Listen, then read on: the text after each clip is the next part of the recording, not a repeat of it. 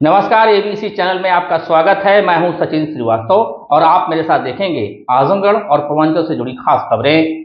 अगर हमारी खबर अच्छी लगे तो हमारे फेसबुक पेज एबीसी चैनल को फॉलो करें और यूट्यूब चैनल को सब्सक्राइब करें। खबर के प्रायोजक हैं Ginni apparel, complete family shop for apparel shopping, civil lines Azamgarh. Up to 50% off on brand Levi's, Jack and Jones, Killer, Spykar, Numero Uno, Status Quo, Libaas, Sabhyata and UCB, Kashi Gomti jewellers, Bhawarnath, Ayodhya road, Azamgarh. शादी के आभूषण की खरीद पर दुल्हन का श्रृंगार और गृहस्थी का सामान बिल्कुल मुफ्त। गोल्ड, डायमंड और सिल्वर की ज्वेलरी का विशाल संग्रह और life style furniture, Belnadi, Azamgarh.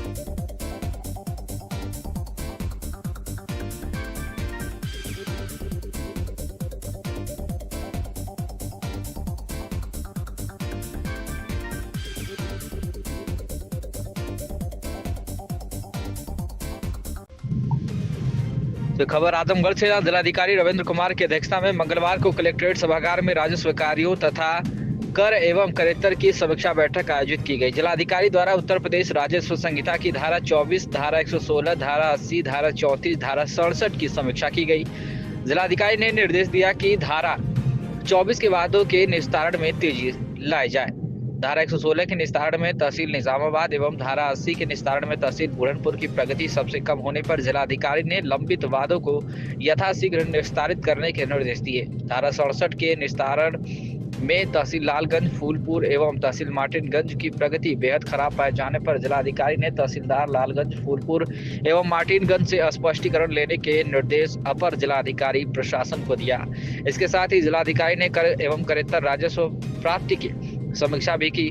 PWD एवं कृषि विभाग में करेत्तर राजस्व की प्राप्ति लक्ष्य के सापेक्ष न पाए जाने पर जिलाधिकारी ने निर्देश दिया कि लक्ष्य के सापेक्ष राजस्व की प्राप्ति सुनिश्चित करें। उन्होंने राज्य कर अधिकारी को निर्देशित किया कि 2 किलोवाट से अधिक विद्युत बिल कनेक्शन वाले व्यावसायिक दुकानों के पंजीकरण की जांच करें एवं पंजीकरण नहीं पाए जाने पर आवश्यक कार्रवाई करना सुनिश्चित करें। उन्होंने कहा कि तहसीलदार 10 बड़े बकायेदार की सूची बनाकर वसूली सुनिश्चित करें। जिलाधिकारी ने निर्देश दिया कि अगले माह तक कम से कम 50% की वसूली सुनिश्चित की जाए।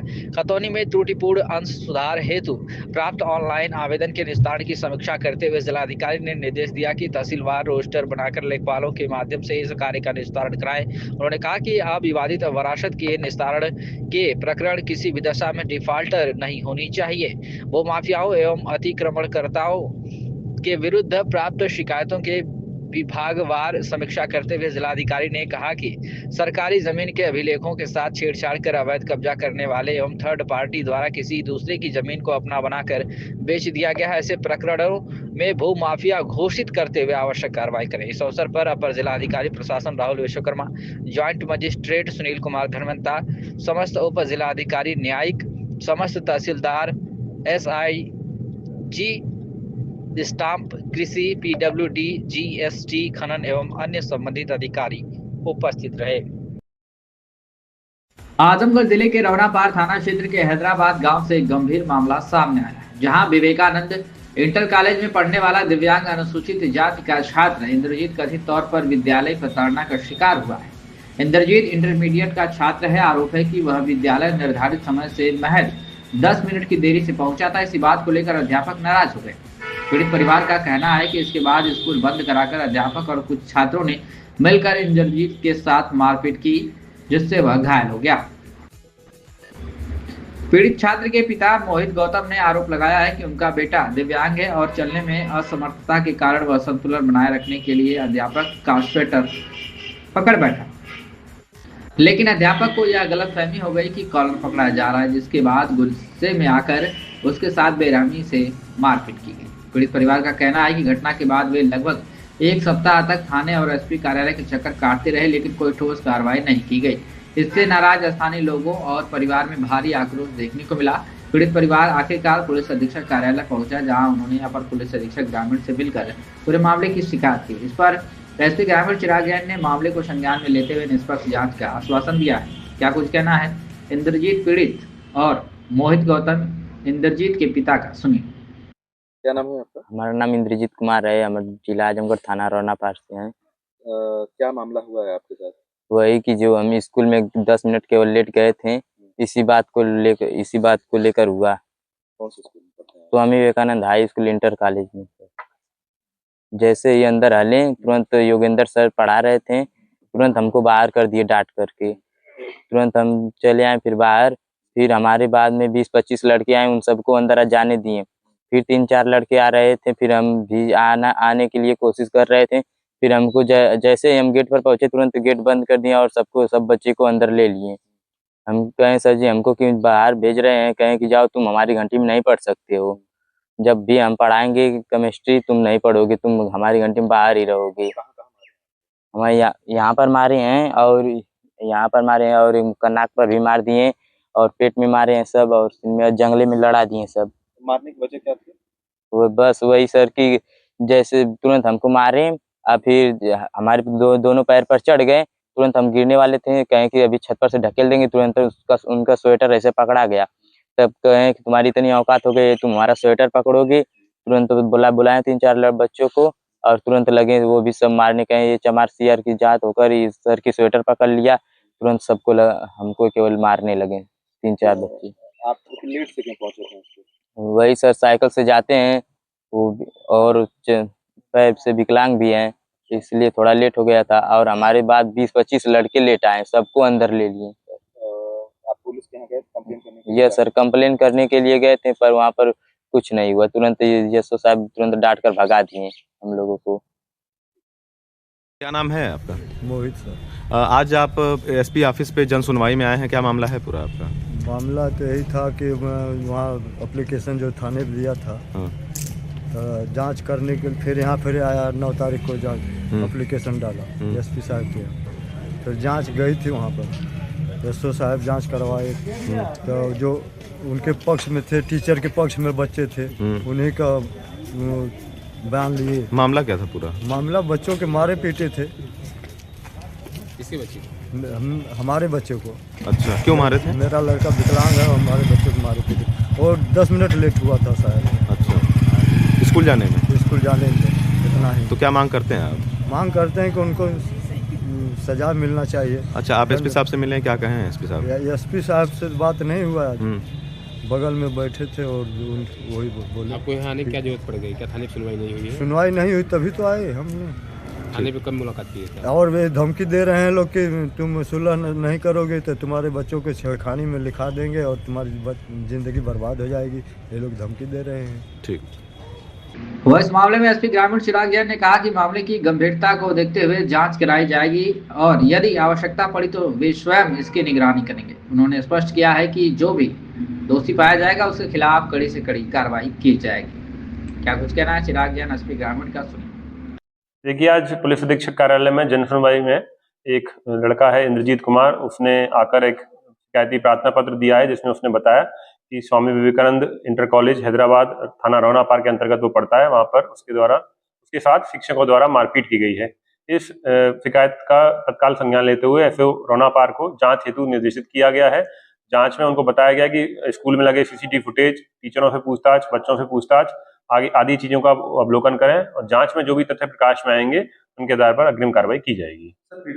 देखिए, हम लोग अभी इसकी जांच कर रहे हैं गहनता से और अगर जरूरत होगी तो इसमें मेरे द्वारा स्वयं भी जांच की जाएगी। जो भी सही चीजें होंगी वो सही तथ्य सामने आएंगे। तो खबर आजमगढ़ से, जहां आजमगढ़ में मुबारकपुर थाना पुलिस ने शादी का झांसा देकर शारीरिक संबंध बनाने वाले आरोपी को गिरफ्तार किया है। आरोपी ने पीड़िता से 21 लाख रुपए से अधिक की धनराशि को भी हड़प कर लिया था। इस मामले में पीड़िता ने पुलिस को शिकायती पत्र देकर आरोप लगाया था कि आरोपी सुरेंद्र यादव पुत्र गुलाब यादव ग्राम बद्दूपुर मातनपुर थाना कंदरापुर थाना क्षेत्र का रहने वाला है। आरोपी सुरेंद्र यादव ने शादी का झांसा देकर फिजिकल रिलेशन बनाए और जमीन खरीद करने के नाम पर पीड़िता के खाते से किस्तों में 21 लाख रुपए निकाल लिए। पीड़िता ने जब जमीन लिखवाने की बात कही तो उसने गाली गलौज की, साथ ही साथ जान से मारने की धमकी भी दी। पीड़िता की तहरीर पर पुलिस ने मामले में केस दर्ज कर लिया है। पीड़िता की तहरीर पर दर्ज मुकदमे के तहत पुलिस आरोपी सुरेंद्र यादव की तलाश में जुटी हुई है। इसी बीच पुलिस को सूचना मिली कि आरोपी अपने घर पर मौजूद है और कहीं भागने वाला है। इस सूचना पर मौके पर पहुंची पुलिस ने आरोपी को गिरफ्तार कर लिया है। आरोपी को न्यायालय भेजा जा रहा है, जहां से जेल रवाना किया जाएगा। पुलिस का कहना है कि मामले में वैधानिक कार्रवाई की जा रही है। आजमगढ़ जिले के थाना सिधारी क्षेत्र अंतर्गत ग्राम परमेश्वरपुर में दबंगों द्वारा एक व्यक्ति की पक्की दीवार गिराने और जान से मारने की धमकी देने का गंभीर मामला सामने आया है। पीड़ित की तारीफ के आधार पर पुलिस ने मुकदमा दर्ज कर जांच शुरू कर दी है। पीड़ित पूर्व सैनिक हरिलाल यादव ने बताया कि 11 जनवरी को सुबह करीब 7:30 पर गाँव के ही कुछ लोग एकजुट होकर आए और सरकारी रसूख का हवाला देते हुए उसकी आबादी की जमीन पर बनी लगभग 10 फीट ऊंची पक्की दीवार को हथौड़े व हैमर से तोड़कर गिरा दिया। पीड़ित के अनुसार इस घटना में करीब 1 लाख रुपए का नुकसान हुआ है। आरोप है कि दीवार गिराने के दौरान आरोपियों ने पीड़ित और उसके परिवार को जान से मारने की धमकी भी दी।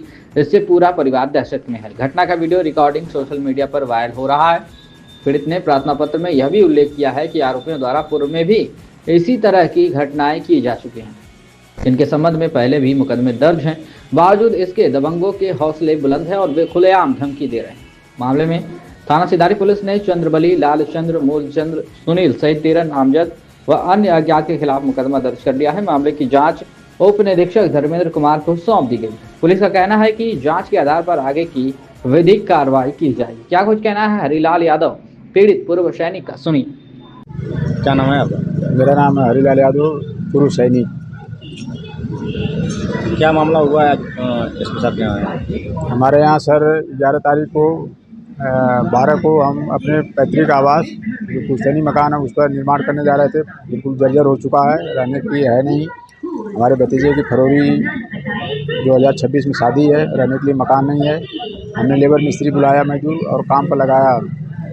11 तारीख को सुबह हमारा काम भी रोक दिए जोर जबरदस्ती, और हमारी 12 फीट की दीवार थी उसको जबरदस्ती लाठी डंडा लेकर दीवार थी उसको भी गिरा दिया। 20 से 25 लोग उसको गिरा दिए।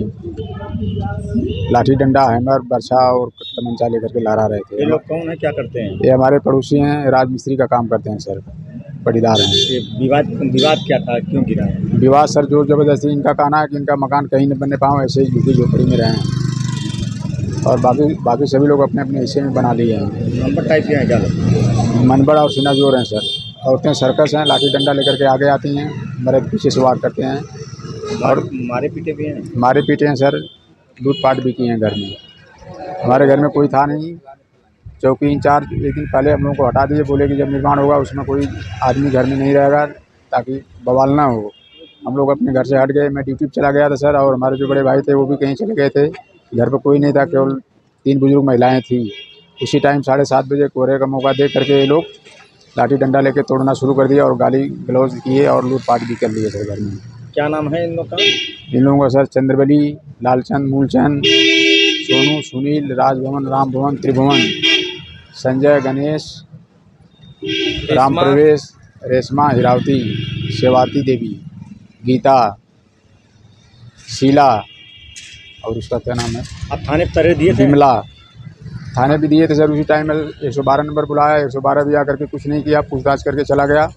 उसी टाइम जब दीवार तोड़ रहे थे मैंने चौकी इंचार्ज को भी तुरंत मैसेज किया सर, लेकिन चौकी के इंचार्ज लगभग 10 बजे जा कर के पहुँचे, और जाने के बाद वहाँ से कोई कार्रवाई नहीं हुई। उन्होंने मुझे थाने पे भेज दिया। थाने पे आया तो जो अपसेटिंग थाना प्रभारी ड्यूटी कर रहे थे उन्होंने मेरे विपक्षी बोलने लगे, मेरे खिलाफ बोलने लगे और मुझे डांट मारने लगे। बोले तुम ही से ये सब कुछ करवा रहे हो। मैं उनको लगा गुहार करने कि श्रीमान आज तो दीवार तोड़े हैं, जब इतने मनबड़ा और सर्कस हैं तो कल घर में घुस करके किसी की हत्या भी कर सकते हैं। इसके लिए इनके साथ उचित कानूनी कार्रवाई होना चाहिए।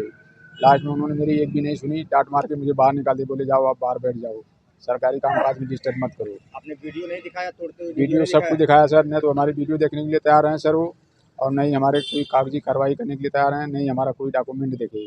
बोले मेरे पास समय नहीं है। मुकदमा दर्ज हुआ कि नहीं? मुकदमा जैसे तैसे रात में दर्ज किए सर 10 बजे। दिन में हमको डांट मार के भगा दिए। बोले कि अब जूतों का नाम कम कर दो, जो नुकसान हुआ इसका पैसा खर्चा कम दिखाओ तब FIR लेंगे। हम लोग नहीं माने सर, बोले FIR नहीं होगा। फिर लास्ट में रात में 10 बजे किए जाकर किसी प्रकार से। कितने लोग?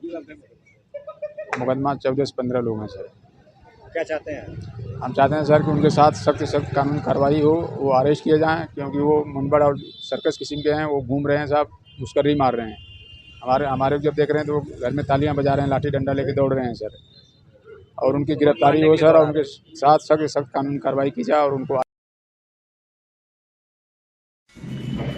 तो खबर आजमगढ़ से, जहां आजमगढ़ पहुंचे कांग्रेस पार्टी के राष्ट्रीय प्रवक्ता मोहन प्रकाश ने कहा कि शरद यादव उन रास्तों पर चलने वाले नेता थे जो रास्ता इस देश के स्वतंत्रता आंदोलन के मूल्य ने उन्हें दिखाया था।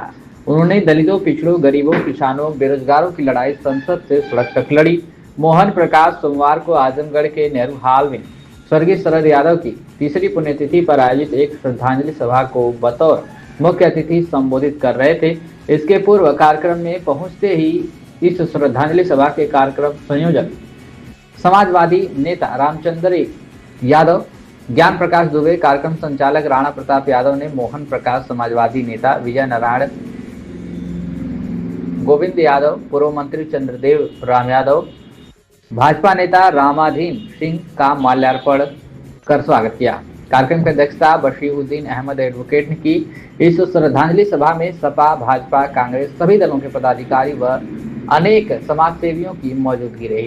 पूरा हाल खचाखच भरा रहा। आपको बता दें कि श्रद्धांजलि सभा को बतौर मुख्य अतिथि संबोधित करते हुए मोहन प्रकाश ने कहा कि शरद यादव के संघर्षों पर विस्तार से प्रकाश डालते हुए कहा कि शरद यादव ने अपने जीवन में जिस छात्र संघ की स्थापना की, आज की राजनीतिक दौर में शिक्षा का बाजारीकरण खत्म करने के लिए उन छात्र संघ को बहाल करने की जरूरत है। इसी के लिए संघर्ष करना उनके लिए सच्ची श्रद्धांजलि होगी। पहले क्या कुछ कहना है मोहन प्रकाश, राष्ट्रीय प्रवक्ता कांग्रेस कमेटी का? देखिए, जो विचार हैं वो भारत के विचार हैं, थॉट ऑफ इंडिया, और उसी को समय समय पर इस देश के जो महात्मा गांधी हों, जवाहरलाल जी हों, चाहे चौधरी चरण सिंह जी हों, डॉक्टर लोहिया हों, जयप्रकाश जी हों या इंदिरा जी हों, ये इन सभी लोगों ने उसी जो स्वतंत्रता आंदोलन के मूल्य थे उन मूल्यों को आगे बढ़ाने का काम किया। आज और शरद यादव जी और हम लोग अपनी युवावस्था में उन रास्तों पर चल रहे थे जो रास्ता इस देश के स्वतंत्रता आंदोलन के मूल्यों ने हमको दिखाया था। विचार पार्टियां अलग हो सकती हैं लेकिन रास्ता वो था।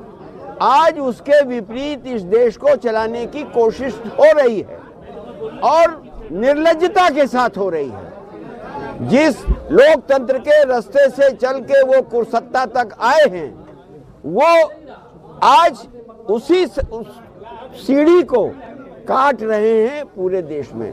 जैसे हमारे मित्र ने कहा, आज छात्र संघ क्यों नहीं बन रहा है? क्योंकि आज शिक्षा को ये जब तक बर्बाद नहीं कर लेंगे, क्योंकि शिक्षा में अगर बर्बादी होगी तो आगे आने वाली पीढ़ी भी विश्वगुरु विश्वगुरु विश्वगुरु करती रहेगी। हम एक ही बात कह रहे हैं कि इस देश में विचारधारा की जो लड़ाई है, अगर सत्ता पक्ष के लोगों में दम है, सत्ता छोड़ के विचारों की लड़ाई इस बार एक बार देश के अंदर हो जाए, और अगर होगी तब मालूम पड़ेगा। आज सत्ता एक तरफ है, इस देश की जनता एक तरफ है, और आज जनता को अपनी आवाज को कहने का अधिकार नहीं है। जो समाजवाद विचार आप बता रहे हैं, तो ये नहीं लग रहा है कि ये विचार कमजोर पड़ रहे हैं? समाजवाद के विचार नहीं, विचार नहीं कमजोर पड़ रहे हैं। सवाल ये है कि उन से लोग हैं जिसकी वजह से ये कमजोर हो रहा है। भारतीय जनता पार्टी, केंद्रीय सरकार और इनकी सरकारें, और इसीलिए मैं चुनौती दे रहा हूं कि सरकार छोड़िए, आइए विचारों की लड़ाई देश में एक बार हो जाए। विपक्ष क्यों कमजोर है? कमजोर नहीं है। आज आप कह रहे हैं कि आज बोलना भी मुश्किल हो गया है। मतलब डर गए हैं लोग? नहीं, डर नहीं गए हैं, डरे असली आप लोग हैं, क्योंकि आप लोगों तक बात पहुंचाते हैं और आप पहुंचा ही नहीं रहे हैं तो हम क्या करेंगे। लेकिन देश के हर कोने में आग लगी हुई है, छोटे छोटे आंदोलन हो रहे हैं, लेकिन उन आंदोलनों को बड़ा इसलिए नहीं आज देश में लोग समझ रहे हैं क्योंकि वो जो मीडिया के माध्यम से जो पहुंचता था वो नहीं पहुंच पा रहा है। लेकिन आज एक बिखराव, एक बहुत बड़ा बिखराव नहीं। लोकसभा का चुनाव आया, मैं खुद इंडिया गठबंधन के सीट शेयरिंग में था। देखिए पूरे देश में एक के सामने एक हुआ, और अगर आज सत्ता छोड़ के और चुनाव में आ जाइए, फिर आप देखिए। आज बताइए, पहले सुनिए पहले होर्डिंग लगता था, पैसा खर्च होता था कि ज्यादा से ज्यादा लोग वोटर बने, और आज सरकार का नियंत्रण हो चुका है चुनाव आयोग पर। आज जो है SIR के नाम पर लोगों का वोट काटने का अभियान चल रहा है। ऐसे संवैधानिक व्यवस्था में कभी ऐसा रहा कि कोई सरकार छोड़ी हो और सरकार छोड़ के चुनाव लड़ी हो? नहीं, वो मैं नहीं कह रहा, लेकिन जो बड़ा गर्व कर रहे हैं कि ये राष्ट्रवाद है तो वो आवे और लड़े, जिसको कहते हैं। तो लड़ना तो आपको सत्ता के साथ ही पड़ेगा। सत्ता के साथ लड़ेंगे तो लड़के और दिखाएंगे इनको, ये ज्यादा दिन नहीं चलता, हर एक की नियति फिक्स होती है और ये सरकार जाएगी।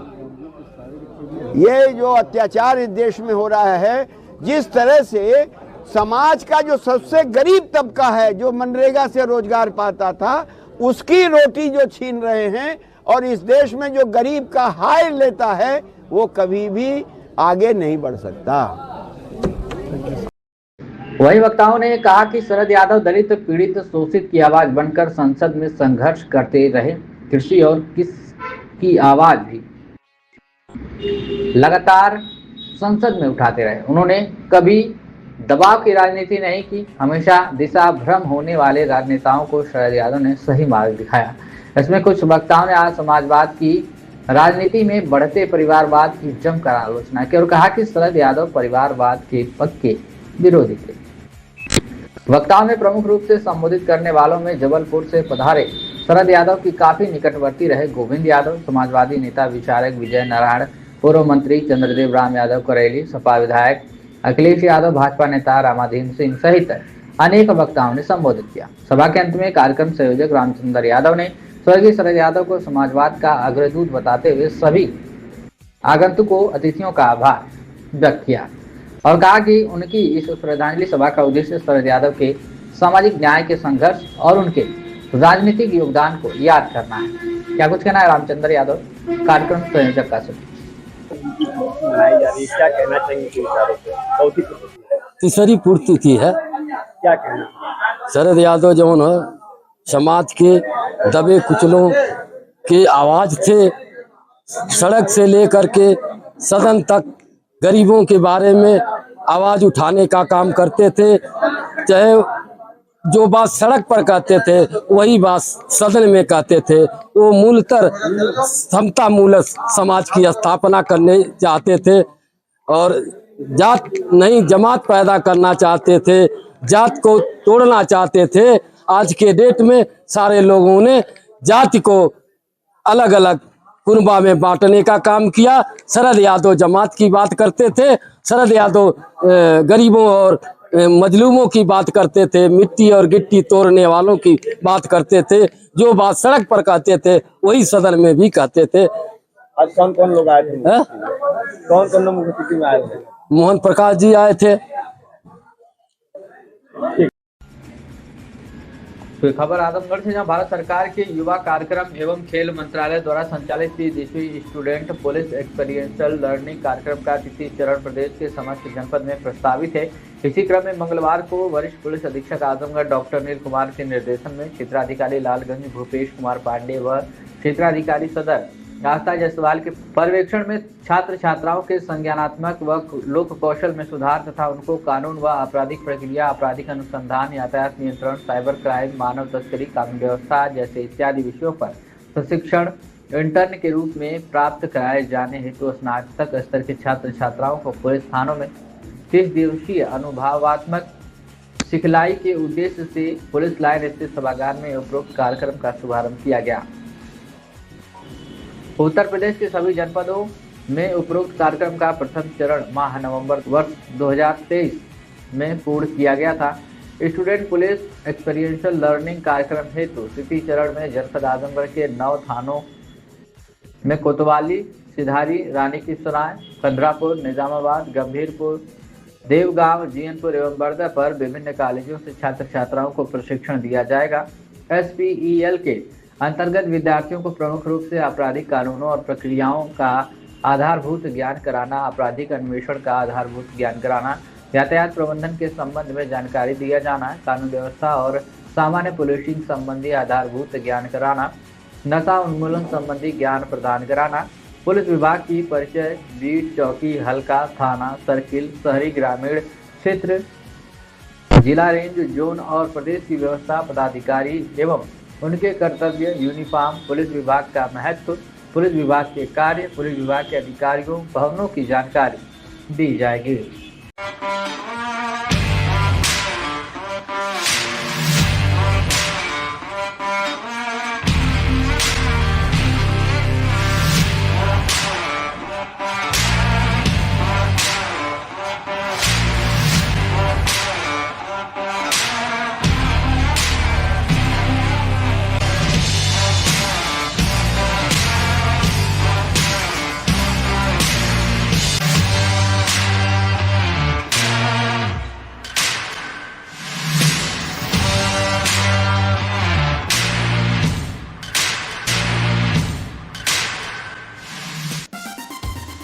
Kashi Gomti jewellers, A wing of Kashi Gomti group, निकट भंवरनाथ मंदिर, अयोध्या रोड, आजमगढ़। शादी के आभूषण की खरीद पर दुल्हन का श्रृंगार और गृहस्थी का सामान बिल्कुल मुफ्त।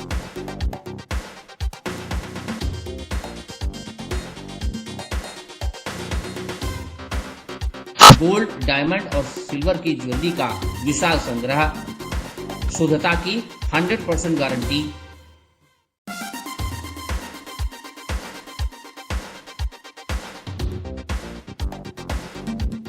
अपने खूबसूरत लम्हों को बनाएं और यादगार। पहुंचें काशी गोमती ज्वेलर्स, निकट भंवरनाथ मंदिर, Ayodhya road, Azamgarh. Lifestyle furniture, Belnadi, Azamgarh.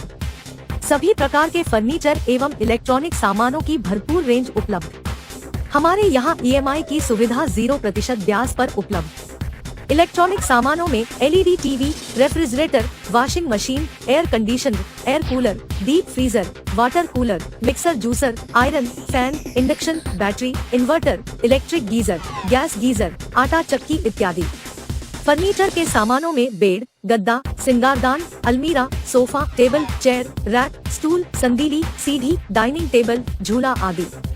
शादी विवाह की हो तैयारी या ऑफिस और घर के लिए सामानों की करनी हो खरीदारी, पहुँचिए लाइफस्टाइल फर्नीचर, बेलनाडी, आजमगढ़।